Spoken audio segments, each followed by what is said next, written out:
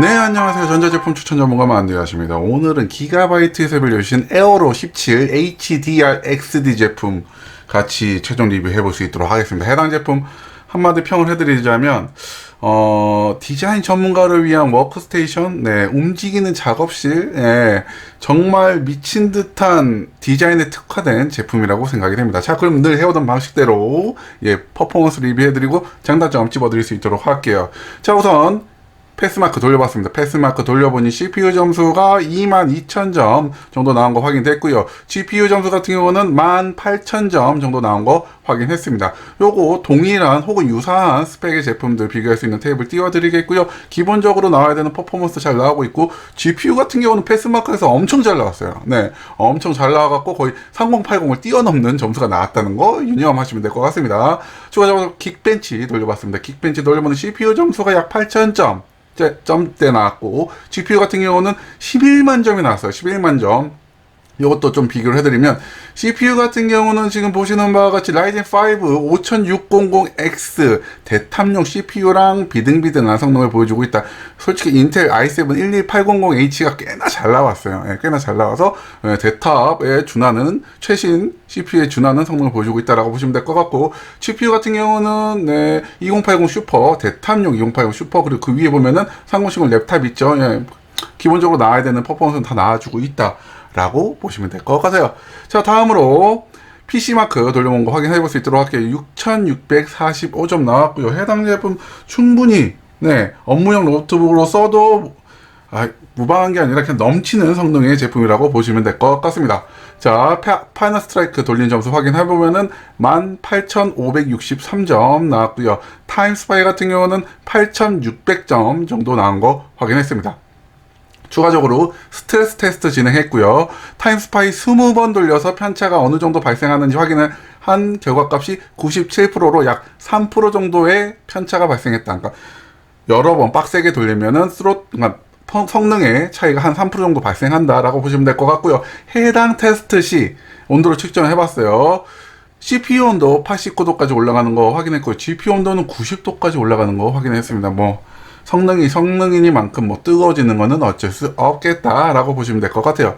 자, 이제 발열 테스트로 넘어갈 수 있도록 할게요. 발열 테스트 풀로드, 비정상적인 상태, 풀로드 상태를 장시간 운영을 했을 경우 CPU 온도가 82도에서 평탄화되는 걸 확인을 했습니다.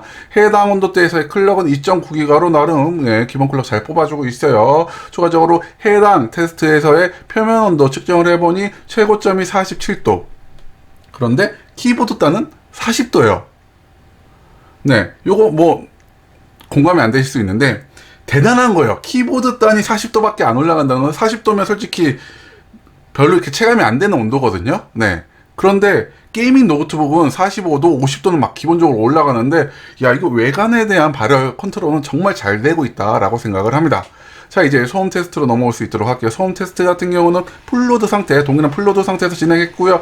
57dB까지 올라갑니다. 아무래도 팬 소음이 좀 있는 편이긴 해요. 다만 그래도 컨트롤 센터, 팬 컨트롤할 수 있는 그런 옵션을 제공하고 있으니까 본인이 원하는 스타일대로 정말 조용하게도 세팅해서 사용할 수 있다는 점 유념하시면 될 것 같아요. 자, 이제 패널로 넘어갈 수 있도록 할게요. 패널은 솔직히 미쳤어요. 우선 4K입니다. UHD 17인치 UHD 스크린이고요. 어도비 RGB 100%를 지원해요. 이게 뭐냐면은 sRGB는 그냥 기본이고, 어도비 RGB 같은 경우는 출력물 하는 디자인이 있죠. 그러니까 여기 화면이랑 요거를 실제로 프린트했을 때, 출력했을 때 그 편차가 적은 더 많은 색상을 표현할 수 있는 그런 기준이라고 보시면 될 것 같습니다. 디자이너에 특화되어 있는 그런 어도비 RGB 100%를 지원을 한다라고 보시면 될 것 같고요.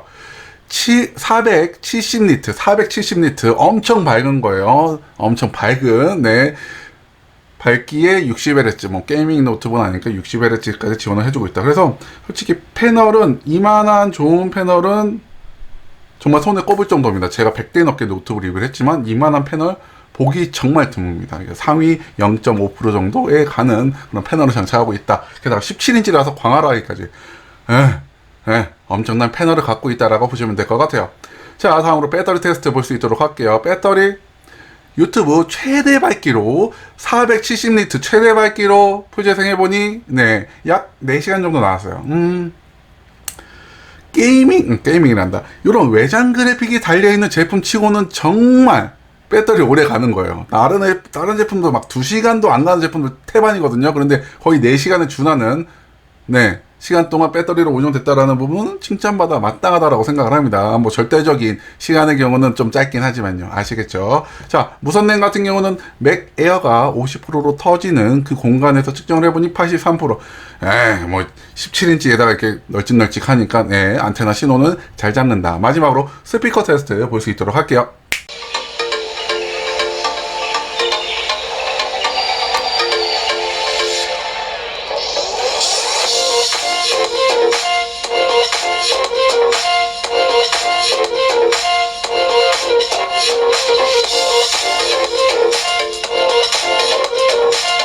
네, 들어보셨나요? 스피커 좋아요. 예, 좋아요. 네, 음악적인 작업용으로 쓰더라도 하나, 예, 불편함 없을 정도의 그런 쾌적한, 네, 스피커 또한 장착을 하고 있습니다. 없는 게 뭐야, 네, 대체. 자, 그래도 해당 제품, 뭐 게이밍은 아니지만 게이밍 테스트도 돌려봤어요. 자, 롤오치 배그 사펑 돌려봤고요. 롤 같은 경우는 평균 프레임 최하 옵션에서 300프레임 정도 나오고요. 최상 옵션에서 250프레임 정도 나오는 거 확인했습니다. 잘 뜨죠? 자, 이제 오버워치로 넘어가서 오버워치 같은 경우는 최하 옵션에서 평균 프레임 280프레임 정도 나오고요. 최상 옵션에서 140프레임 정도 나온다. 뭐 근데 전혀 지장 없다. 100으로 넘어가면 최하 옵션에서 평균 프레임 152프레임, 그리고 최상 옵션에서 133프레임 뜨는 거 확인했고요. 사이버펑크 같은 경우는 최하 옵션에서 약 70프레임 정도 평균 프레임 뜨고, 최상 옵션에서는 43프레임 정도 뜨는 거 확인했습니다. 해당 게임 테스트 영상은 제가 그 상세 리뷰라고 해놓은 블로그 링크 보시면은, 네, 다 있으니까 그걸로 한번 원하시는 분들은 확인하시면 될 것 같아요. 자, 그래서 이제 장점, 단점, 최종 결과 말씀드릴 수 있도록 할게요. 장점 첫 번째, 미친 디스플레이입니다. 해당 제품 다시 말씀드리지만 17.3인치 4K, 예, 4K 해상도를 갖고 있고요. 어도비 RGB 100%, 엄청난 색감을 지니고 있으면서 보시나요? 팬톤 인증 받은 거, 팬톤 인증. 요게 뭐냐면 실제 색과 모니터에 나오는 색의 일치성을 확인을 했다라는 부분입니다. 검증을 받았다. 그래서 색에 대한 디자인적으로 실제 활용되는, 출력되는, 혹은 실제로 보이는 색감과 여기 표현되는 색감이 동일하다. 그런 부분들 정말 최고의 디스플레이를 갖고 있는 제품이다 라고 보시면 될 것 같고요. 두 번째, 기가바이트의 완성도 마감이죠. 뭐 요거는 제가 뭐 기가바이트 게이밍 노트북 할 때도 항상 찝는 부분 중에 하나인데, 진짜 단단해요. 이건 그냥 만져보면은 단단하구나, 이걸로 맞으면 죽겠구나 라는 그런 생각이 들 정도로, 무기로 쓸 수 있다라는 생각이 들 정도로 정말 단단한 그런 제품입니다. 진짜 단단해요. 이 부분은 항상 칭찬해도 뭐 더할 나위 없이 충분히 칭찬할 만한 포인트라고 생각을 합니다. 자, 이제 세 번째 장점, 표면 발열이에요. 네.